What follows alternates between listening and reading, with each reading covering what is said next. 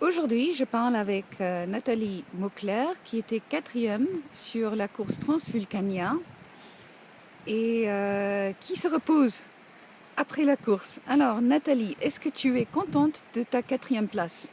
Oui, oui, je suis contente. C'était inespéré en venant ici. C'était vraiment pour découvrir une course de niveau international. Et ça s'est très bien déroulé. J'ai couru en tête pendant plus de 2 heures jusqu'au 18e kilomètre. Et après, j'ai tenu la troisième place jusqu'au Roque del Muchachos. Et c'est dans la grande descente finale où là j'ai perdu ma troisième place.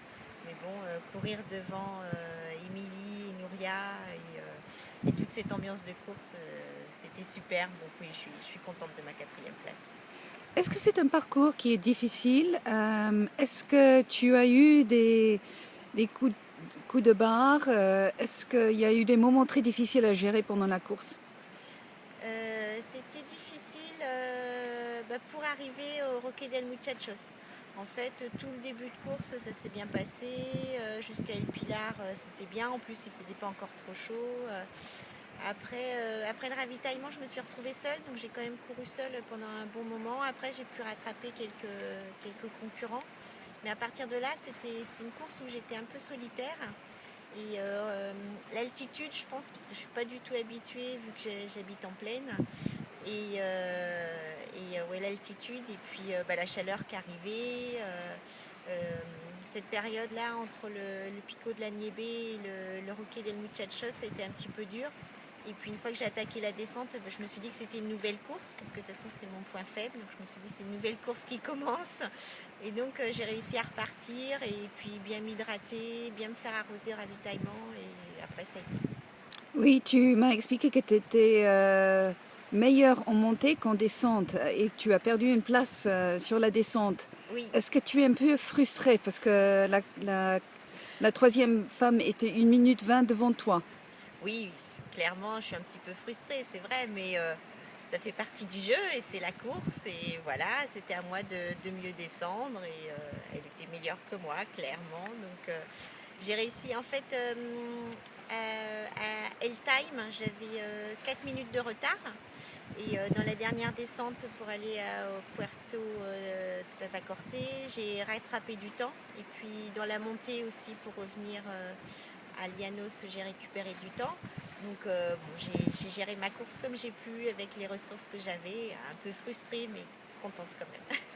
Alors, je suis assez étonnée parce que je vois que tu cours en compétition depuis assez peu de temps. Alors, comment est-ce que tu as commencé à courir et qui t'a découverte? C'est une histoire un peu surprenante. En fait, c'est un ami qui m'a lancé le défi de courir un marathon le jour de mes 40 ans. Et ça a évoqué quelque chose pour moi, donc c'était en 2010. Et donc c'était donc en France, le marathon du Mont-Saint-Michel. Et il m'a dit, voilà, est-ce que tu veux courir le marathon du Mont-Saint-Michel le 9 mai? Et le 9 mai, c'est le jour de mon anniversaire. Donc j'ai dit go, je pars pour le challenge. Et puis depuis 3 ans, je ne me suis pas arrêtée en fait. J'ai pas arrêté de courir. Donc la première année, j'ai fait donc plutôt de la route. J'ai été championne de France vétérane de marathon et de semi-marathon. La deuxième saison a été un peu tronquée parce que j'avais beaucoup couru dans cette première année et du coup j'étais blessée, donc j'ai pu reprendre vraiment des entraînements et des compétitions qu'à partir de mai-juin de 2011. Et donc c'est en fin d'année au Templier où j'ai fait une très belle place, j'ai fini deuxième derrière Maud Gobert. Et puis donc la troisième année, l'année dernière, où j'ai décroché le titre de championne de France de trail long. Et puis là, je vais essayer de faire le mieux possible pour les championnats du monde en juillet. Et puis me tester sur l'ultra en fin de saison. Alors, une petite question, parce que je suis assez curieuse de savoir comment tu t'entraînes vu que tu habites en plaine. Comment tu t'entraînes pour la montagne? Alors j'ai quelques côtes à côté de chez moi que je fais en répétition. Et je fais aussi pas mal de vélo VTT ou vélo de route. Et c'est un bon complément.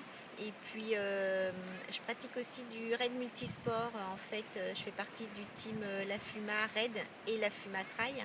Et donc, dans ces compétitions, il y a du dénivelé aussi. Donc, c'est des bons compléments et ça me permet d'avoir des ressources pour les compétitions. Est-ce que c'est difficile à gérer un emploi du temps où tu as un mari et 2 petits-enfants Et un travail à et temps un plein. travail à temps plein, j'allais le dire. Est-ce que c'est difficile de gérer tout ça? Oui, j'ai la chance d'avoir une famille supportrice, comme mon mari m'accompagne pleinement et me soutient dans mes projets. C'est des décisions de compétition qu'on fait ensemble, hein. On construit la saison ensemble. Je peux dire que c'est pas mon coach, mais bon, il fait vraiment partie de ma dynamique sportive et familiale. Et du coup, le travail se gère à côté. Mais les journées et les semaines sont bien remplies. Et sans lui et sans mes enfants, l'adhésion de toute ma famille à ces projets, je ne pourrais pas faire ce que je fais. Alors, pour la fin de l'année, tu t'es lancé un grand défi. Raconte-nous. Alors, après les championnats du monde donc, au mois de juillet de trail qui auront lieu au Pays de Galles, je vais basculer sur l'ultra, tester sur l'ultra et donc je vais aller au Grand Raid de la Réunion au mois d'octobre. Je pense que c'est un peu le rêve de tous les trailers de se tester sur ce grand parcours et on verra. Donc c'était aussi un petit peu, la Transvulcania, c'était aussi se préparer un peu au terrain volcanique, au dénivelé très pentu et voilà, courir ailleurs qu'en France. Alors, un petit message pour ceux qui t'écoutent. En tous les cas, merci à toutes les personnes qui me suivent et qui me soutiennent et qui m'encouragent et tous les messages que j'ai pu avoir sur Facebook, sur Internet. Merci à tout ce public. Merci à vous pour vos encouragements. Merci à toi Nathalie de m'avoir accordé cette interview.